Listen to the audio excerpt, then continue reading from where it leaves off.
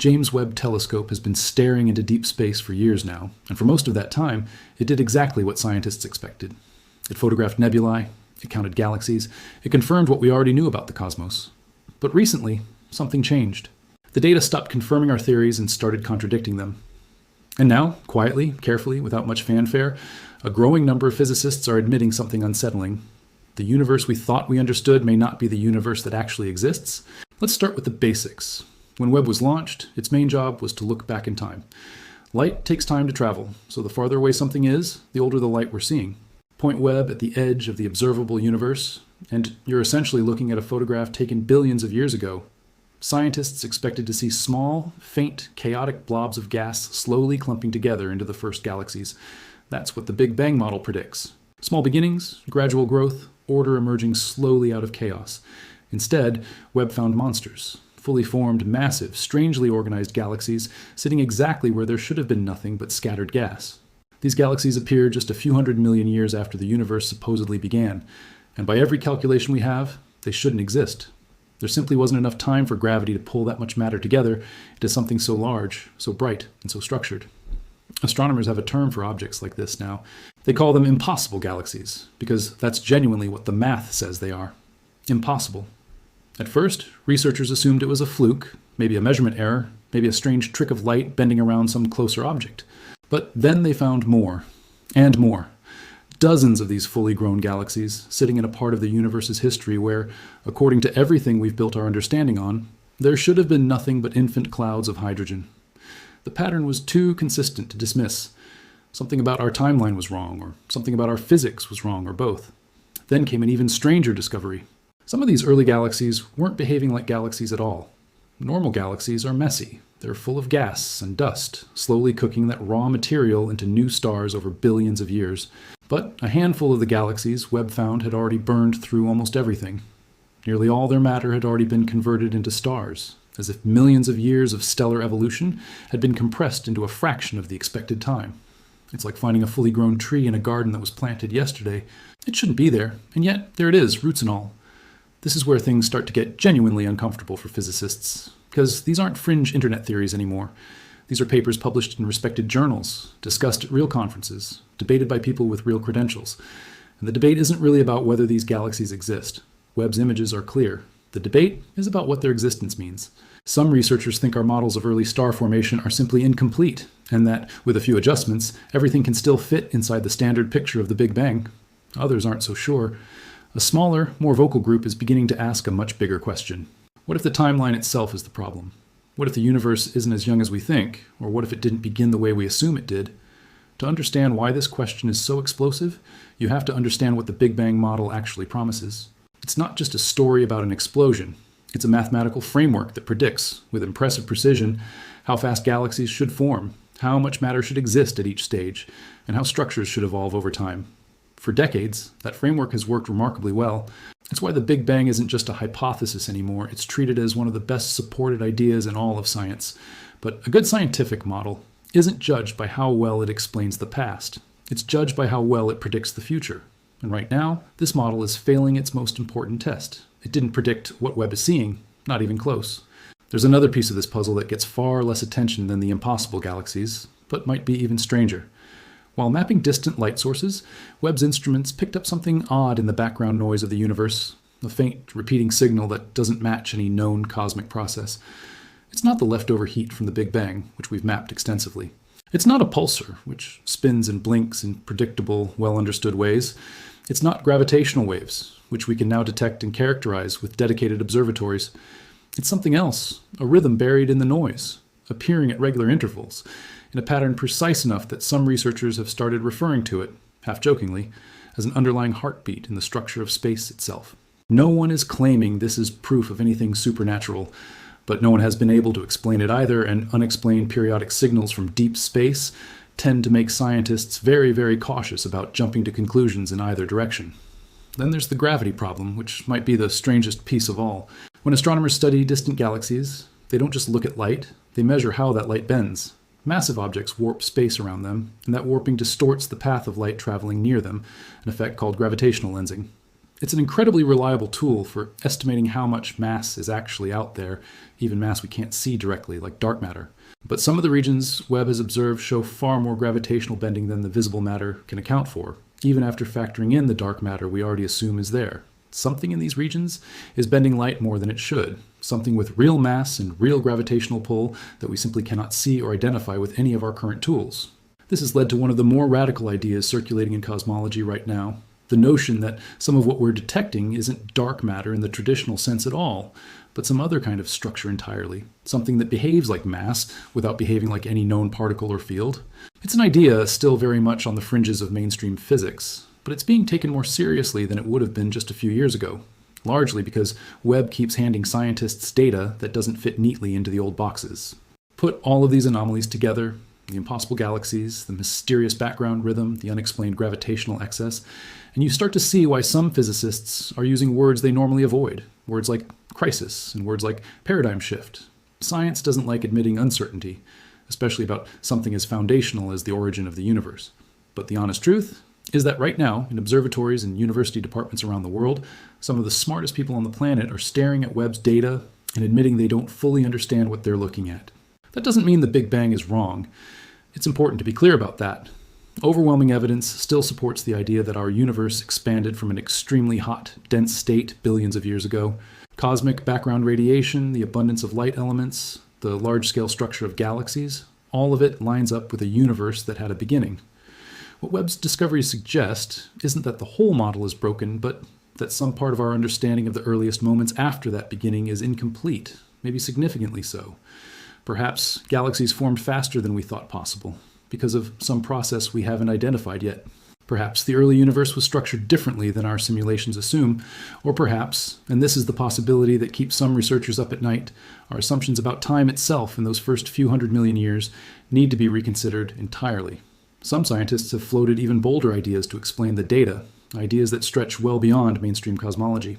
A few have suggested we might be observing evidence of an earlier cosmic cycle, a universe that existed before this one, leaving faint traces behind. Others point to more exotic possibilities rooted in theoretical physics, ideas about extra dimensions or structures beyond our observable universe that could, in principle, produce some of the anomalies Webb has detected. These ideas remain speculative, unproven, and controversial, even among physicists who take them seriously. But the fact that credible researchers are willing to explore them at all tells you how seriously the anomalies are being treated. What makes all of this so compelling isn't just the strangeness of any single discovery, it's the pattern. One impossible galaxy could be a fluke. A handful of overly mature early galaxies could be an error in our models of star formation. An odd background signal could be instrumental noise we haven't identified yet. But when you put all of these pieces together, the impossible galaxies, the mysterious rhythm in the background noise, the unexplained gravitational effects, they start to form a bigger picture, one that doesn't fit neatly into anything we've built before. The James Webb Space Telescope was designed to look back at the beginning of everything, to confirm the story we already believed about how our universe came to be. Instead, it's forcing scientists to ask harder questions than they expected to be asking. Not whether the universe had a beginning, but whether we truly understand what that beginning actually looked like.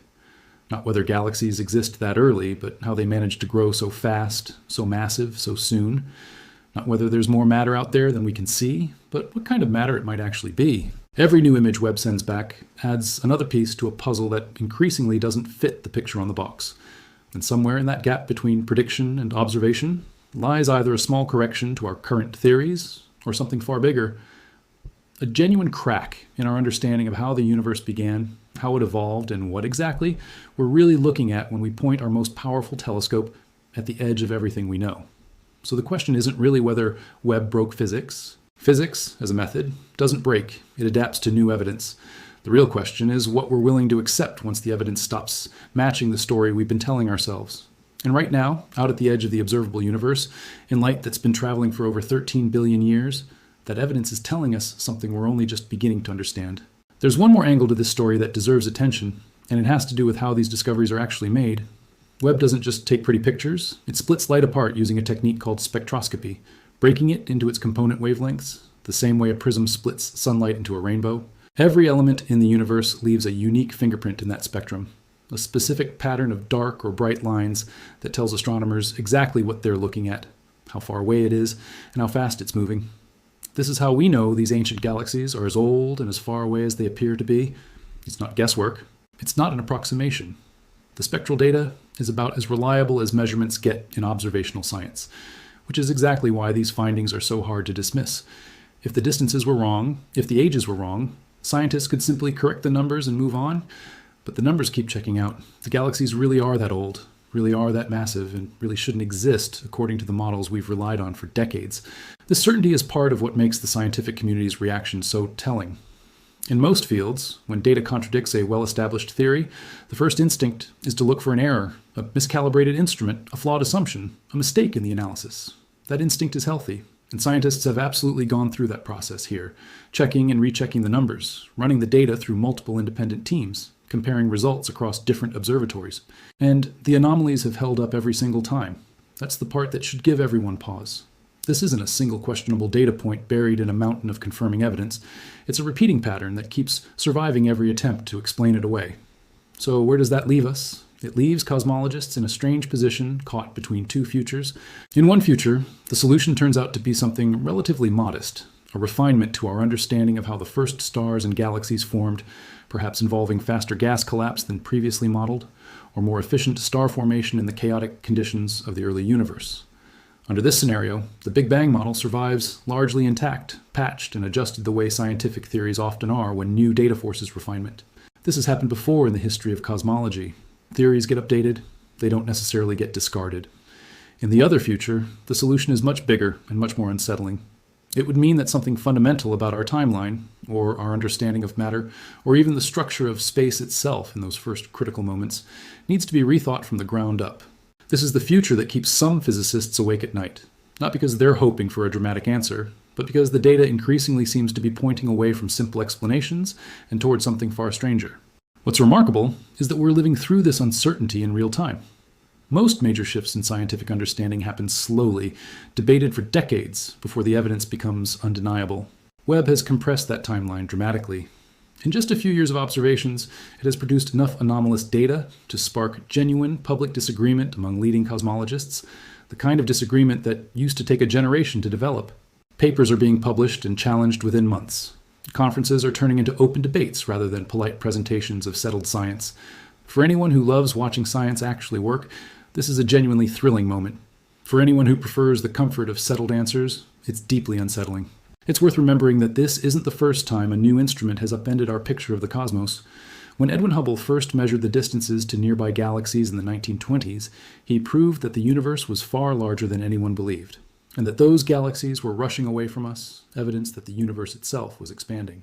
That single discovery didn't just add new facts to an old picture.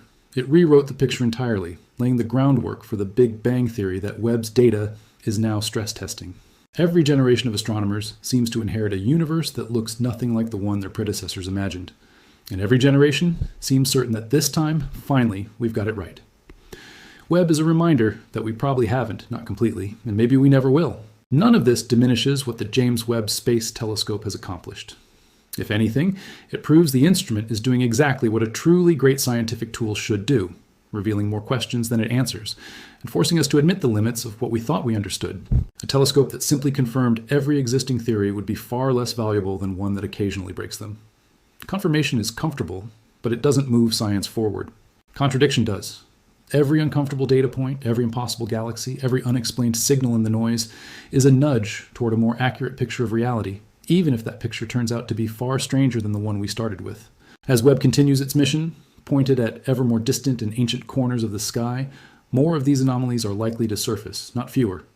Upcoming observation campaigns are specifically targeting the earliest galaxies discovered so far, trying to determine once and for all whether their extreme properties are a measurement quirk or a genuine feature of the early universe. Other instruments, ground-based and space-based, are being pointed at the same regions to independently verify what Webb has found. Within the next few years, we may finally know whether this is a solvable puzzle within our existing framework, or the first real crack in a theory that has stood largely unchallenged for the better part of a century. Until then, the impossible galaxies remain exactly that, impossible according to the rules we thought governed the universe, yet undeniably persistently there in every image Webb sends back. The mysterious rhythm in the cosmic background noise remains unexplained. The unaccounted for gravitational pull at the edge of the observable universe remains a mystery. And somewhere in the space between what we expected to find and what we actually found lies either a minor correction to a mostly correct theory, or the first hint of something we haven't even begun to properly imagine yet. What we do know is this: the universe, as it turns out, is under no obligation to make sense according to our existing theories. It doesn't owe us a tidy explanation, and it certainly doesn't care how confident we were before Webb started sending back its data. For decades, we built an elegant, mathematically consistent story about how everything began, and for the most part, that story held up remarkably well.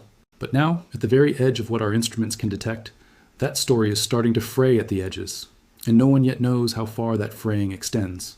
Maybe, in a few years, this will all be resolved with a modest update to our models, a footnote in the history of cosmology rather than a revolution. Or maybe we're standing at the beginning of one of the biggest shifts in scientific understanding in a century, one where the universe we thought we knew turns out to be only a small, poorly understood piece of something far larger and far stranger.